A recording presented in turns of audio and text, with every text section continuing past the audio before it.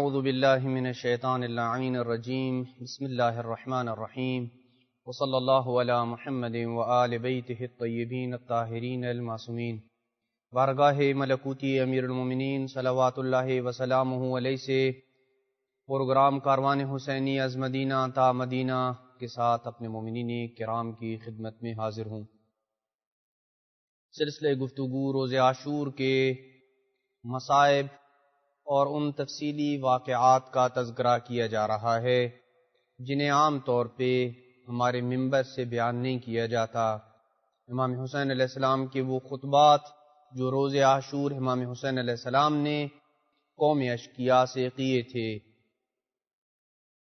امام حسین علیہ السلام نے جب 2 خطبے ارشاد کیے تو اس کے بعد امام عالی مقام واپس اپنی جگہ پہ واپس آئے۔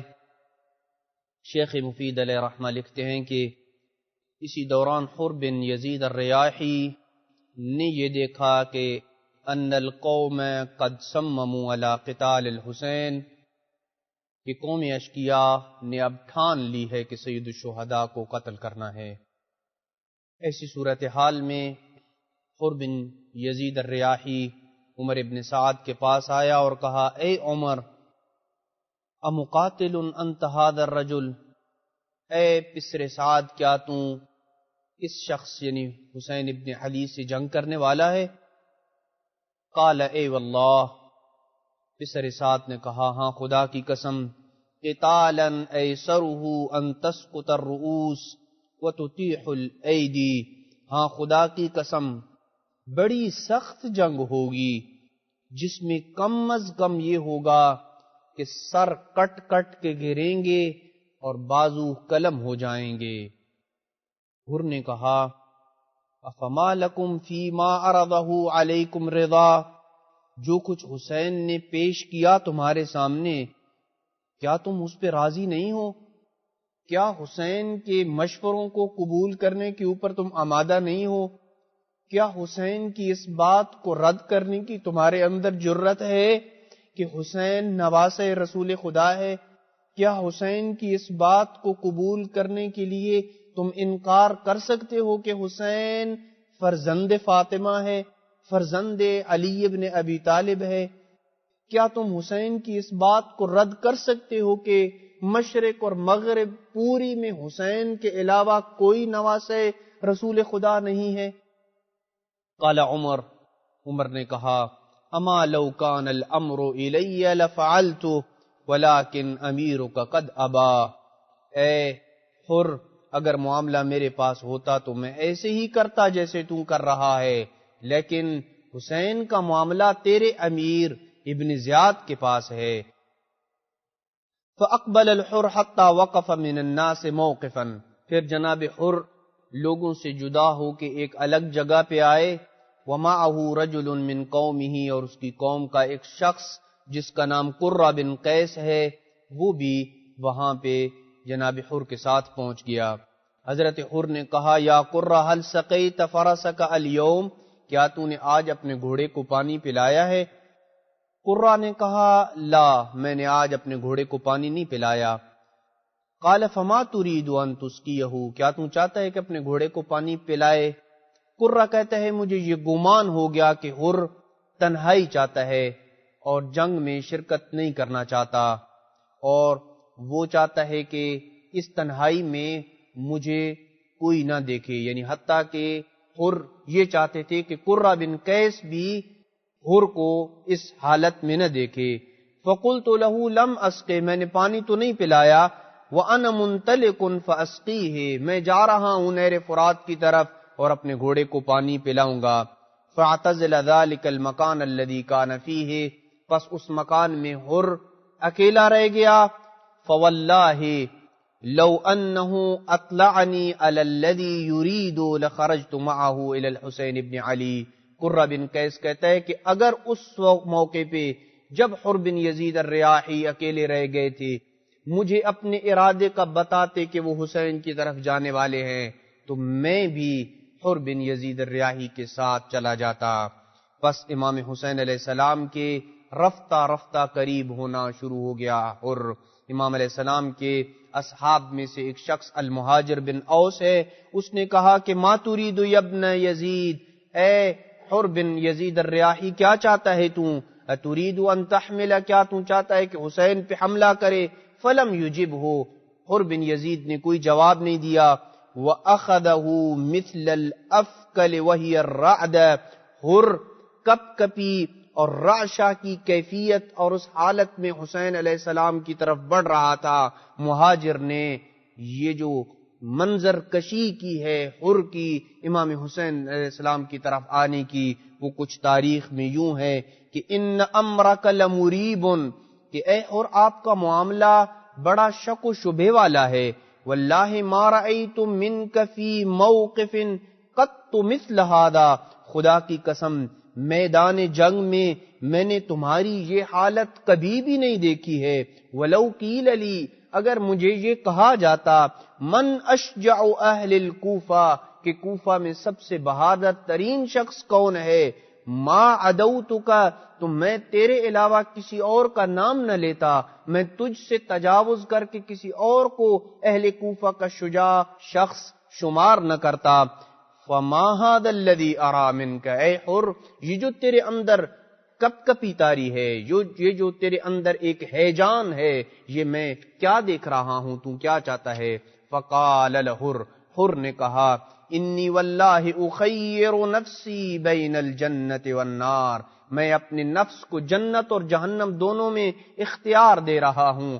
فواللہ لا اختار علی الجنت شیئا، خدا کی قسم اگر میرے ٹکڑے ٹکڑے کر دیے جائیں، خدا کی قسم اگر میرے جسم کو آگ میں جلا دیا جائے، میں تب بھی جنت پہ کسی چیز کو ترجیح نہیں دوں گا۔ پھر امام حسین علیہ السلام کی طرف گھوڑا دوڑایا اور وہاں آ گئے جہاں مظلوم کربلا سردار کربلا بیٹھے تھے۔ فقال له جعلت فداك يا ابن رسول اللہ، اے فرزند رسول میں آپ پہ قربان ہو جاؤں۔ بڑی ہی دردناک کلام تھی حر کی۔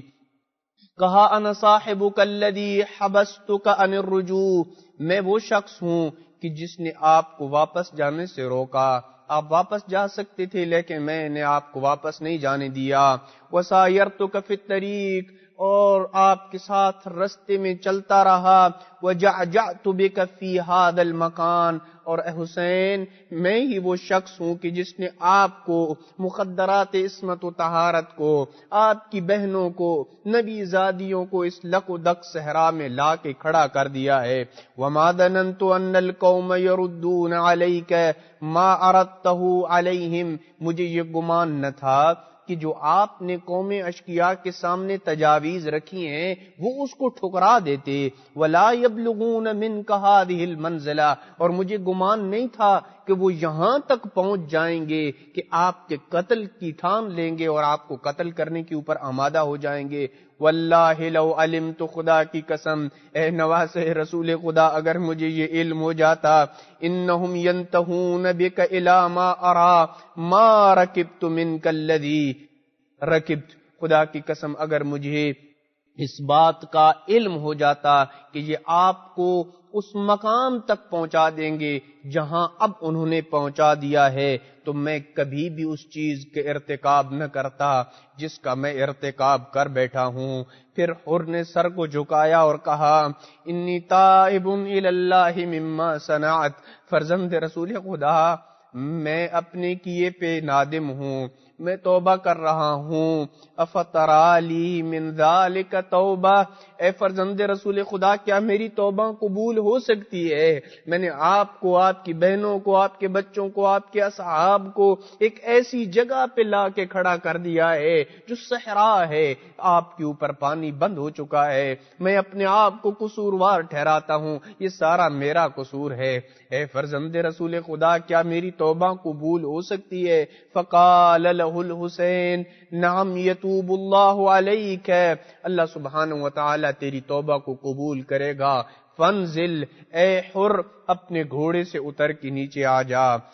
حر نے عجیب جملہ کہا انا لک فارسا خیر منی راجلا، آپ کے لیے میرا گھوڑے پہ سوار رہنا پیادہ ہونے سے بہتر ہے، یعنی اجازت دیجئے میں اسی گھوڑے کے اوپر سوار ہو کے آپ کی نصرت کے لیے، جنگ کے لیے جانا چاہتا ہوں۔ وقاتلہم علی فرسی الساعہ، اسی لمحے دشمنوں اور قوم اشقیاء کے ساتھ جنگ کروں گا۔ وَإِلَى النُّزُولِ مَا يَسِيرُ آخِرَ امری، اور اس وقت تک انتظار کروں گا کہ جب تک میری آخری سانسیں میرے ساتھ رہیں گی اور میرا جو آخری ٹھکانہ ہوگا اس وقت تک میں گھوڑے کی زین کے اوپر رہوں گا۔ فقال له الحسین، امام حسین علیہ السلام نے کہا فسنا یرحمک اللہ ما بدک، خدا کی قسم تم پہ اللہ رحم کرے جو تمہارے جی میں آئے، جاؤ کرو۔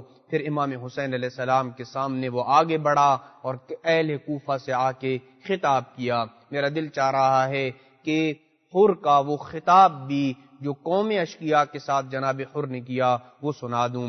یا اہل الکوفہ، اہل کوفہ کو خطاب کر کے کہا، اے اہل کوفہ، لِأُمِّكُمُ الْحَبَلُ وَالْعَبَرُ، تمہاری ماں تمہارے غم اور ماتم میں بیٹھے، ادعوتم هذا العبد الصالح، کیا تم نے اس نیک عبد خدا کو اپنی طرف بلانے کی دعوت نہیں دی تھی؟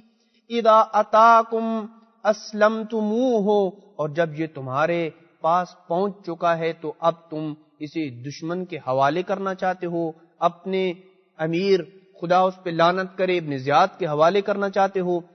وزعمتم انکم قاتلوا انفسکم دونہ، اور تم نے خط لکھ کے حسین کو یہ یقین دہانی نہیں کروائی تھی کہ موت تک ہم تمہارا دفاع کریں گے اور آپ کے قدموں میں جان نچھاور کریں گے۔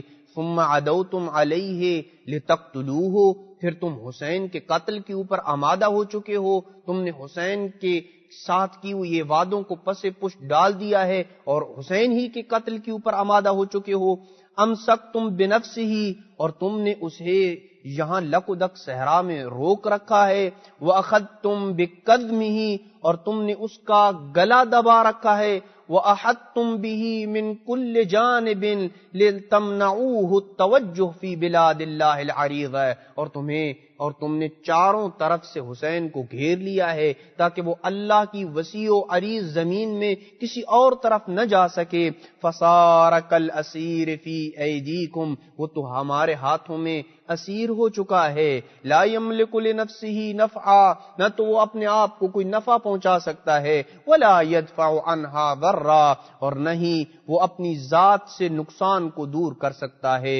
وحلأتموه ونساءه وسبيته واهله عن ماء الفرات الجاری، اس بہتے دریا کے کنارے پہ تم نے حسین کو لا کے فقط کھڑا ہی نہیں کر دیا بلکہ حسین، اس کے بچوں کو، اس کی خواتین کو تم نے پانی سے منع کر دیا ہے۔ اس بہتے دریا سے یہودی اور نصارہ تو پانی پی رہے ہیں لیکن نواسے رسول کو تم ایک قطرہ پانی پلانے کے لیے آمادہ نہیں ہو۔ وَتَمَرَّغَ فِيهِ خَنَازِيرُ السَّوَادِ وَكِلَابِ، اس بہتے دریا میں جنگلی سور اور کتے لوٹتے پوٹتے ہیں، یعنی اس سے پانی پی رہے ہیں اور اس کے اندر آ جا رہے ہیں، لیکن فرزند رسول خدا کو تم ایک قطرہ دینے کے لیے آمادہ نہیں ہو۔ وَهَا هُمْ قَدْ سَرَعَهُمُ الْعَطَشُ، اور پیاس نے ان کا برا حال کر دیا ہے۔ لا سقاکم اللہ یوم ظمأ الاکبر، اس دن جب ہر بندہ اپنی پیاس میں اور ڈوبا ہوا ہوگا اور سخت پیاس کے عالم میں ہوگا، اس وقت اللہ تمہیں حوض کوثر سے سیراب نہ کرے۔ پس یہ خطاب سن کے قوم اشقیاء نے، ابن سعد کے سپاہیوں نے حر بن یزید الریاحی کی طرف تیر پھینکنا شروع کیے اور حضرت حر واپس آ گئے، اور عرض کیا تھا کہ کس انداز میں جناب حر بن یزید الریاحی رضوان اللہ تعالی علیہ امام حسین علیہ السلام کی خدمت میں حاضر ہوا اور کس انداز میں حر نے قوم اشقیاء کے ساتھ خطاب کیا۔ اس کے بعد جنگ کا باقاعدہ آغاز ہوتا ہے، وہ مرحلہ جس مرحلے میں عمر ابن سعد نے اپنی خباثت کی انتہا کر دی۔ مورخین شیخ مفید اور دیگر مورخین نے یہ لکھا ہے کہ نادا عمر ابن سعد نے یہ ندا دی، یا درید، اے درید، ادنے رایتک، کہ اپنا پرچم، اپنا علم میرے قریب کرو۔ اس نے علم قریب کیا۔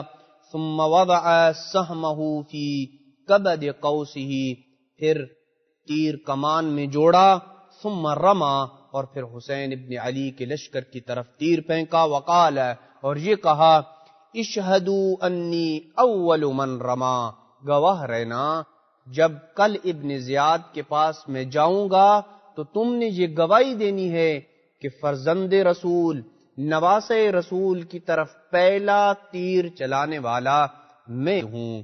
جب یہ تیر آئے تو مورخین نے لکھا ہے کہ ایک ایسی اس تیر کے بعد تیروں کی بارش چلی کہ امام حسین علیہ السلام کے اصحاب میں سے شاہد ہی کوئی ایسا سپاہی ہو کہ جو ان تیروں کے ساتھ زخمی نہ ہوا ہو۔ سید الشہداء امام حسین علیہ السلام نے اپنے اصحاب کو اس انداز میں خطاب کیا، قوموا رحمکم اللہ الی الموت الذی لا بد منہ، اے میرے اصحاب اس موت کی طرف آگے بڑھو جس کے علاوہ کوئی چارہ نہیں ہے۔ ہم جنگ کا آغاز نہیں کرنا چاہتے تھے، لیکن دشمنوں نے تیر پھینک کے ہم پہ اب واضح کر دیا ہے کہ ہم پہ اپنا دفاع لازم ہو چکا ہے۔ اٹھو میرے جوانوں، اٹھو میرے ہاشمی جوانوں، فإن هذه السهام رسل القوم إليكم، یہ تیر دشمن کی طرف سے موت کا پیغام تمہاری طرف سے لے کے آئے ہیں۔ اور پھر جنگ کا باقاعدہ آغاز ہوا۔ مورخین نے لکھا ہے کہ اس پہلے حملے میں اتنے تیر چلے کہ سید الشہداء امام حسین علیہ السلام نے اپنی ریش اقدس کو پکڑا اور آواز کے ساتھ دعا کی، بلند آواز کے ساتھ دعا کی، اشتد غضبہ علی قوم اتفقت کلمتہم علی قتل ابن بنت نبیہم، خدا کا غضب شدید ہو اس قوم پہ جنہوں نے امام حسین علیہ السلام، جنہوں نے نواسے رسول خدا کے قتل کے اوپر اتفاق کر لیا ہے۔ اما واللہ لا اجیبہم الی شیء مما یریدون، جو کچھ وہ چاہتے ہیں حسین مر جائے گا، حسین سب کچھ لٹا دے گا، حسین اپنا سب سے قیمتی سرمایہ دے دے گا، لیکن لا اجیبہم، حسین کبھی بھی یزید کی بیعت کے لیے اپنا ہاتھ ان کے ہاتھ پہ نہیں دے گا۔ حتی القی اللہ تعالی وانا مخضب بدمی، یہاں تک کہ میں اپنی ریش کو اپنے خون سے خضاب کر کے اپنے رب کے ساتھ ملوں گا۔ اور پھر سید الشہداء نے استغاثہ بلند کیا۔ ایک تو استغاثہ پڑھا جاتا ہے نا جب سید الشہداء اکیلے رہ گئے تھے، نہیں، ابھی سید الشہداء میدان کارزار میں تھے، ابھی عباس بھی تھے، ابھی قاسم بھی تھے، ابھی سارے اصحاب موجود تھے، لیکن سید الشہداء نے استغاثہ کیا، اما من مغیث یغیثنا لوجہ اللہ، کوئی ہے کہ جو ہمارا ساتھ دے، کوئی ہے جو ہماری مدد کرے، اما من ذاب یذب عن حرم رسول اللہ، کوئی ہے کہ جو نبی زادیوں کے پردوں کی حفاظت کرے۔ واقعاً وہ عجیب منظر تھا۔ اس پہلے حملے میں سید الشہداء امام حسین علیہ السلام کے 45 جوان، تقریباً 50 کے لگ بھگ جوان جام شہادت کو نوش کر چکے تھے۔ انا للہ و انا الیہ راجعون، حسین کی اس غربت کو دیکھ کے، امام حسین علیہ السلام کی اس مصیبت کو دیکھ کے اللہ سبحانہ و تعالی نے یہ ارادہ کیا کہ امام حسین علیہ السلام کی مدد کے لیے ملائکہ کو بھیجا جائے، فرشتوں کو بھیجا جائے۔ امام حسین علیہ السلام کی اس مصیبت کو جب دیکھا، امام محمد باقر علیہ السلام کا یہ بیان ہے کہ انزل اللہ تعالی النصر علی الحسین حتی کان ما بین السماء والارض، امام حسین علیہ السلام کی نصرت کے لیے اللہ نے ملائکہ کو بھیجا، یہ ملائکہ زمین و آسمان کے درمیان تھے۔ ثم خیر، پھر حسین کو یہ اختیار دیا گیا، النصر او لقاء اللہ، حسین دشمنوں کے اوپر غلبہ چاہتے ہو، دشمنوں کے اوپر تمہیں فتح چاہیے یا اللہ سے ملاقات چاہیے؟ خدا سے ملاقات کا عاشق حسین فاختار لقاء اللہ، اللہ سے ملاقات کو اختیار کیا۔ سر سجدے میں رکھ کے کٹا کہ تیری توحید کی حفاظت کروں گا، سر سجدے میں رکھ کے تیری نبی کی شریعت کی حفاظت کر دوں گا، لیکن تیرے لقاء اور تیرے دیدار کا مجھے انتہائی شوق ہے۔ الیاذ باللہ، انا للہ و انا الیہ راجعون۔ پھر اس کے بعد جب عمر ابن سعد کے سپاہیوں نے حملہ کیا، تیر پھینکے، تو ابن زیاد ملعون کا ایک غلام ہے اور زیاد بن ابی سفیان کا ایک غلام ہے، وہ مبارزہ طلبی کے لیے ایک ایک کر کے پھر جنگ کا مرحلہ آیا۔ زیاد بن ابی سفیان کا غلام جس کا نام تاریخ نے یسار لکھا ہے، عبید اللہ بن زیاد کا غلام جس کا نام تاریخ نے سالم لکھا ہے، یہ جب دونوں آئے انہوں نے مبارزہ طلبی کی اور کہا کہ لیخرج الینا بعضکم، کوئی ہے حسین تیرے لشکر سے جو ہماری طرف بڑھے۔ حبیب ابن مظاہر، بریر بن خدیر الحمدانی آگے بڑھے، جواب دینا چاہتے تھے، حسین نے کہا نہیں بیٹھ جاؤ۔ اسی انداز میں عبداللہ بن عمیر الکلبی آگے بڑھے، اسی جرت اور شجاعت کے ساتھ آگے بڑھے، کہا ابا عبداللہ رحمک اللہ، نواسے رسول خدا اللہ آپ پہ رحم کرے، اذن لی، مجھے اجازت دیجئے میں ان کا منہ بند کروں تاکہ میں جہاد کروں۔ امام حسین علیہ السلام نے اس شخص کی طرف دیکھا، بلند قامت والا شخص تھا، گندمی رنگ کا مالک تھا، قوی بازوؤں والا تھا، چوڑے کندھوں والا یہ شخص تھا، انتہائی خوبصورت جوان تھا عبداللہ بن عمیر الکلبی۔ یہ امام حسین علیہ السلام کی طرف آگے بڑھا۔ امام حسین علیہ السلام نے اس کی جب یہ کیفیت دیکھی تو کہا انی لأحسبہ للأقران قتالا اخرج ان شئت، تم ابن زیاد کے ان سپاہیوں کے ساتھ جنگ کرنے کے زیادہ اہل ہو، میں تمہیں ان کے ساتھ جنگ کرنے کی اجازت دیتا ہوں، اگر تم جاؤ نکل جاؤ۔ فخرج الیہما، یہ ان دونوں غلاموں کی طرف گیا، انہوں نے کہا کہ من انت، تو کون ہے؟ عبداللہ بن عمیر نے اپنے نسب کو بیان کیا، انہوں نے کہا ہم تمہیں نہیں جانتے، ہماری طرف وہ آئے جس کا نسب واضح ہو، زہیر ابن قین آئے یا حبیب ابن مظاہر آئے یا بریر بن خدیر آئے۔ اس جوان نے کہا کہ تم نے مبارزہ طلبی کر کے ہمیں بلایا اور اب تمہاری عزت و غیرت کہاں گئی ہے جب تمہاری طرف ایک ایسا جوان آیا ہے کہ جو تم سے زیادہ بہتر اور افضل ہے۔ پھر اس نے حملہ کیا اور یسار کے اوپر تلوار چلائی اور اسے فنار کیا، لیکن ایک ملعون جو سالم تھا اس نے پیچھے سے بڑھ کے وار کیا، اس نے ہاتھ اپنی پشت کے اوپر رکھا جس کی اس کی چاروں انگلیاں کٹ گئیں، لیکن پھر بھی اس مرد مجاہد نے، صحابی وفادار نے آگے بڑھ کے سالم کو بھی فنار کیا۔ جب ابن زیاد کے سپاہیوں نے دیکھا تو وہ دوڑے اور اس کو اپنے گھیرے میں لے لیا اور اس کو قتل کرنا چاہا۔ روایت کہتی ہے کہ اس کی زوجہ ام وہب آگے بڑھی اس کے دفاع کے لیے اور کہا کہ قاتل دون الطیبین ذریت محمد، کہ محمد مصطفیٰ کی ذریت کے دفاع کے لیے سانس آخری سانس تک اور خون کے آخری قطرے تک لڑتے رہو، میں آ رہی ہوں، میں تمہارے ساتھ لڑوں گی۔ یہ آگے بڑھ رہی تھی، اس کا شوہر عبداللہ بن عمیر الکلبی اس کو واپس کر رہا تھا۔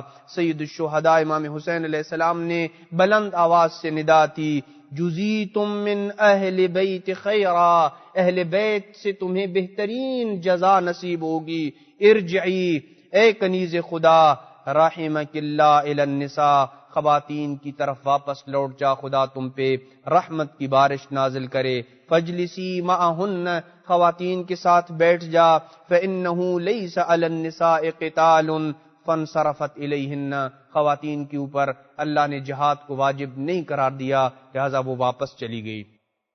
ان تاریخی متون سے یہ بات سامنے آتی ہے کہ جب عبداللہ ابن عمیر الکلبی رضوان اللہ تعالی کی شہادت ہوتی ہے اور ابن زیاد کے اور زیاد بن ابی سفیان کے دونوں غلام واصل جہنم ہوتے ہیں، تو اس وقت عمر بن حجاج نے امام حسین علیہ السلام کی طرف چند سپاہیوں کے ساتھ حملہ کرنے کے لیے وہ دوڑا اور وہ اپنے ساتھیوں کو یہ کہہ رہا تھا، یا اہل الکوفہ الزموا طاعتکم و جماعتکم، کہ اپنے امیر ابن زیاد کی اطاعت کے اوپر کاربند رہو، اپنے ساتھیوں کے ساتھ ایک دوسرے کے ساتھ مل کے رہو، ولا ترتابوا فی قتل من مرک من الدین وخالف الامام، اور اس شخص کے قتل میں کبھی بھی شک و شبہ کا شکار نہ ہونا کہ جو دین سے خارج ہو چکا ہے العیاذ باللہ، اور جس نے امام کی یعنی یزید ملعون کی مخالفت کی ہے۔ فقال له الحسین، امام حسین علیہ السلام نے کہا، یا عمر بن حجاج،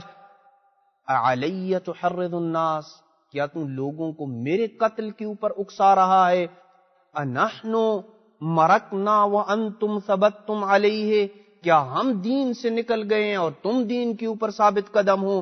اما واللہ لتعلمن لو قد قبضت ارواحکم ومتم علی اعمالکم، کہ خدا کی قسم تم ضرور بضرور جان لوگے کہ جب تمہاری ارواح قبض ہوں گی اور تم اپنے انہی برے اعمال کے اوپر دنیا سے رخصت ہو جاؤ گے، اینا مرک من الدین، اس وقت پتہ چلے گا کون دین سے باہر نکلا ہے، کس نے امام وقت کی مخالفت کی ہے۔